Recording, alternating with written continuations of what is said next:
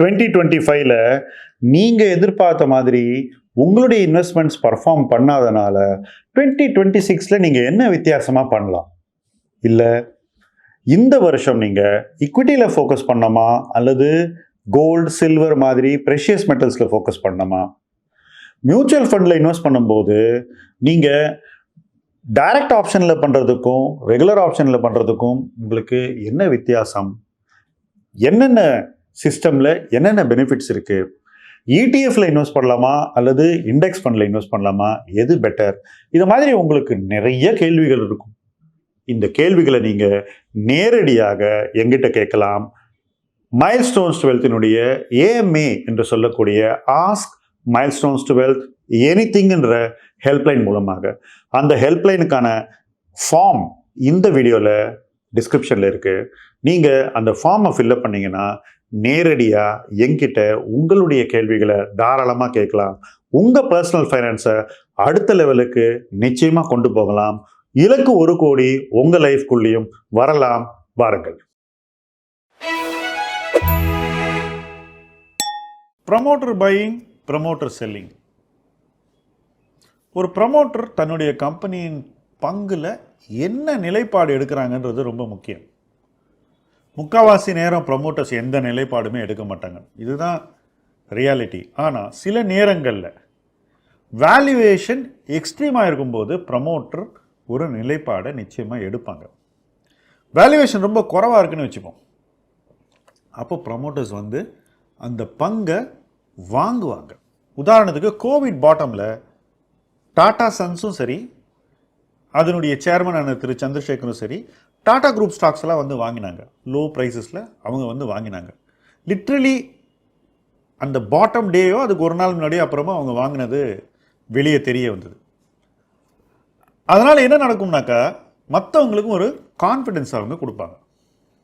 So ஒரு market எக்ஸ்ட்ரீமில் அந்த நிறுவனத்துடைய மதிப்பு எக்ஸ்ட்ரீமாக இருக்கும்போது ப்ரமோட்டர் அல்லது ப்ரமோட்டர் என்று அடையாளப்படுத்தப்பட்ட எக்ஸிக்யூட்டிவ்ஸ் வாங்கும்போது அது நிச்சயமாக சென்டிமெண்ட்டுக்கு ஒரு பாசிட்டிவ், மார்க்கெட்டுக்கு ஒரு சிக்னல். ஒரு ப்ரமோட்டர் தன்னுடைய பங்கை விற்கும் போதே அது மதிப்பீடை பற்றி அவங்களுடைய நிலைப்பாட்டை குறிக்கிறது. இந்த விலையில் விற்கலாம் அப்படின்னு அவங்க சொல்கிறதுக்கு அர்த்தம். சில நேரங்களில் ப்ரமோட்டர் சொல்லுவாங்க, என்னுடைய பெண்ணுக்கு திருமணம் செய்யணும், எனக்கு வீடு வாங்கணும், எனக்கு கடன் இருக்குது, அந்த கடனை அடைக்கணும், இப்படியெல்லாம் சொல்லுவாங்க. காமனாக நிறைய ப்ரமோட்டர்ஸ், அதுவும் ப்ரொஃபஷனல் ப்ரமோட்டர்ஸ் சொல்லக்கூடிய ஒரு காரணம் என்னென்னா, எனக்கு புதுசாக ஆப்ஷன்ஸ் இருக்குது, அந்த புது ஆப்ஷனை வாங்குறதுக்காக நான் பழைய ஷேர்ஸை விற்கிறேன், அந்த பணத்தை மறுபடியும் நான் கம்பெனியில் இன்வெஸ்ட் பண்ணுவேன் அப்படின்னு சொல்லலாம். ஸோ ப்ரமோட்டர் விற்கிறதுங்கிறது அட் ஆல் டைம்ஸ் வேல்யூவேஷன் பற்றின ஒரு மெசேஜ் இல்லை. பட் காரணம் கன்வின்சிங்காக இல்லாமல் அவங்க விற்கும்போது அல்லது காரணம் சொல்லாமல் அவங்க விற்கும்போது நிச்சயமாக அதை நம்ம வேல்யூவேஷனுக்கான மெசேஜாக எடுத்துக்கணும். சில நேரங்களில் ப்ரமோட்டர் விற்றுட்டு மெசேஜை தெளிவாக சொல்லுவான், இந்த வேல்யூவேஷன் அதிகமாக இருக்குது அதனால் நான் விற்றேன்னு. இன்றைக்கு உள்ள மல்டிநேஷ்னல் கம்பெனிஸ்லாம் அதுதான் பண்ணுறாங்க. ஸோ ஒரு ப்ரமோட்டர் விற்கிறதுங்கிறது முக்கால்வாசி நேரம் ஒரு மெசேஜ் தான். நமக்கு ஷேர் ஹோல்டர்ஸ்க்கு ஒரு மெசேஜ் தான், என் ஷேருடைய மதிப்பு அதிகம் அப்படிங்கிறது தான் அந்த மெசேஜ். சில நேரங்களில் அந்த மெசேஜை மார்க்கெட் எடுத்துக்கக்கூடாதுங்கிறதுக்காக சில எக்ஸ்கியூசஸை ப்ரமோட்டர்ஸ் கொடுக்கலாம். ரொம்ப குறைவான நேரங்களில் அவங்க கொடுக்கக்கூடிய காரணம் நியாயமானதாக இருக்கலாம். ஸோ ஒரு ப்ரமோட்டர் விற்கும்போது அவங்க என்ன சொல்கிறாங்க அப்படிங்கிறத நம்ம கவனிக்கணும். இப்போ சட்ட ரீதியாக ஒரு விஷயம் சொல்கிறேன். ஒரு ப்ரமோட்டர் விற்றாலோ வாங்கினாலோ அவங்க ஸ்டாக் எக்ஸ்சேஞ்சுக்கு ஒரு அறிவிப்பை கொடுக்க வேண்டும். அந்த அறிவிப்பு உடனடியாக ஸ்டாக் எக்ஸ்சேஞ்ச் வெப்சைட்டில் பதிவேற்றப்பட வேண்டும். அதன் மூலமாக எல்லா ஷேர் ஹோல்டர்ஸுக்கும் இந்த ப்ரமோட்டர் விற்றுருக்காங்க அல்லது வாங்கியிருக்காங்கன்றது தெரியப்படுத்த வேண்டும். சில நேரங்களில் ஒரு ப்ரமோட்டர் தொடர்ந்து விற்றுக்கிட்டு இருப்பாங்க. இது ரெண்டுமே தொடர்ச்சியாக நடக்கும்போது மார்க்கெட் தெளிவான ஒரு பார்வையை எடுத்துக்கலாம். இந்த வேல்யூவேஷனில் வாங்குறதுக்கு இந்த ப்ரமோட்டருக்கு கன்விக்ஷன் இருக்குது அப்படின்னு வாங்குறதை எடுத்துக்கலாம். இந்த வேல்யூவேஷனில் விற்கிறதுல ப்ரமோட்டர் ரொம்ப தீர்மானமாக இருக்காங்கன்னு அந்த சைட்லேயே எடுத்துக்கலாம். ப்ரமோட்டர் என்ன பண்ணுறாங்கன்றதை பொறுத்து நீங்கள் உங்களுடைய ஜட்ஜ்மெண்ட்டை எடுக்கணும். ஸோ இந்த ப்ரமோட்டர்னுடைய இன்வெஸ்ட்மெண்ட் ஆக்ஷன்ஸை நம்ம எப்போவுமே க்ளோஸாக வாட்ச் பண்ணோம். எப்படி சார் பண்ண முடியும்? நான் வேலைக்கு போகிறேன், 1000 வேலை பண்ணுறேன், இதெல்லாம் எப்படி பண்ணுறது அப்படின்னு நீங்கள் கேட்கலாம். நீங்கள் வாங்குகிற கம்பெனிஸ், உங்கள் போர்ட்ஃபோலியோ இருக்கிற கம்பெனிஸ் எல்லாம், அல்லது நீங்கள் ட்ராக் பண்ணுற எல்லா கம்பெனிஸ்க்கும் நீங்கள் போய் ஒரு நோட்டிஃபிகேஷன் அலர்ட் கொடுத்தீங்கன்னா அந்த கம்பெனி என்ன தகவல் ஸ்டாக் எக்ஸ்சேஞ்ச் கொடுத்தாலும் உங்களுக்கு உடனடியாக நோட்டிஃபிகேஷன் வரும். இது ரொம்ப சிம்பிளான ஒரு விஷயம். நீங்கள் எந்த ஆப்பில் வச்சு ட்ராக் பண்ணுறீங்களோ அந்த ஆப்பில் போய் நோட்டிஃபிகேஷன் அலர்ட் கொடுத்தீங்கன்னா கம்பெனிலேருந்து வரக்கூடிய எல்லா தகவல்களுக்கும் உங்களுக்கு வர மாதிரி நீங்கள் பண்ணிக்கலாம். அப்போ என்ன ஆகும்? நீங்கள் வேறு வேலையில் பிஸியாக இருந்தால் கூட அந்த கம்பெனி ஸ்டாக் எக்ஸ்சேஞ்ச் சொன்ன உடனே அங்கேருந்து உங்களுக்கு ஒரு ஃபார்வர்ட் அலர்ட் வந்துடும். அதை வச்சு நீங்கள் படிச்சுட்டு கம்பெனி என்ன பண்ணியிருக்கு அப்படிங்கிறத தெளிவாக புரிஞ்சுக்கலாம். தகவல்களை எப்படி ஃபாலோ பண்ணோம் அப்படிங்கிறது முக்கியமான ஒரு தேவை இன்றைக்கி. ஏன்னா இன்ஃபர்மேஷன் ஓவர்லோடு ஒரு பக்கம் இருக்குது, ஆனால் அதே சமயத்தில் ப்ரமோட்டர் என்ன பண்ணுறாங்கிறத நீங்கள் மிஸ் பண்ணவே கூடாது.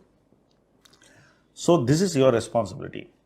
எல்லா நேரத்துலையும் நான் ப்ரமோட்டர்ஸ் என்ன பண்ணுறாங்கன்றது டெய்லி வாட்ச் பண்ணுறேன்.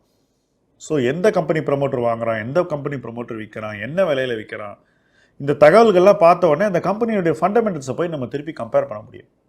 என்ன ரிசல்ட் வந்திருக்கு, இவங்க என்ன வேல்யூவேஷனில் வாங்கியிருக்காங்க, என்ன வேல்யூவேஷனில் விற்றுருக்காங்க, ஏன் விற்றுருப்பாங்க அல்லது ஏன் வாங்குறாங்க, இந்த கேள்விக்கான விடையை நம்ம தேடணும்.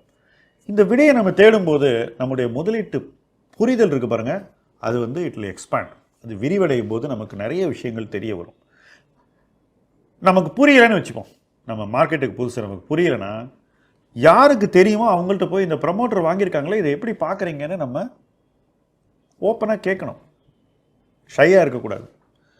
அப்படி கேட்கும்போது நமக்கு அவங்கள்ட்டேருந்து ஒரு லேர்னிங் கிடைக்கும், ஒரு புரிதல் கிடைக்கும், நம்மளுடைய முதலீட்டு பார்வை வந்து விரிவடையும்.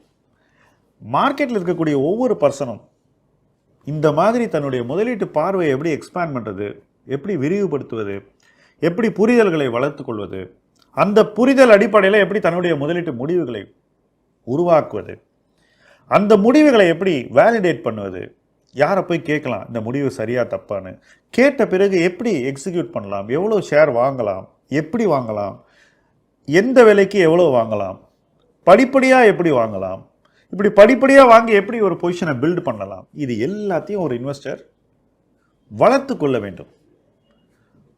ப்ரமோட்டர் என்ன பண்ணுறான் அப்படிங்கிறது வெறும் ஒரு ஆரம்ப புள்ளி தான். அங்கேருந்து நம்ம நிறைய விஷயங்களை பண்ணி இன்வெஸ்ட்மெண்ட் பாயிண்ட்டுக்கு வரணும். சில நேரங்களில் அது செல்லிங் பாயிண்ட்டு கூட இருக்கலாம். எந்த இடத்துல எப்போ எதை செய்யணும் அப்படிங்கிற ஒரு புரிதலை வளர்த்துக்கொள்ள நிறைய விஷயங்களை நம்ம அப்சர்வ் பண்ணோம். அதில் இது ஒரு விஷயம். இன்னும் என்னென்ன விஷயங்கள் இருக்கின்றன, அதில் எப்படி நம்மளுடைய அண்டர்ஸ்டாண்டிங்கை பெட்டர் பண்ணிக்கலாம், அந்த புரிதலின் அடிப்படையில் எப்படி முதலீட்டு முடிவுகளை நம்ம உருவாக்கி கொள்ள வேண்டும், எல்லாவற்றையும் தொடர்ந்து பேசுவோம், இணைந்து பயணிப்போம். முதலீட்டு களம் உங்கள் களம். நன்றி.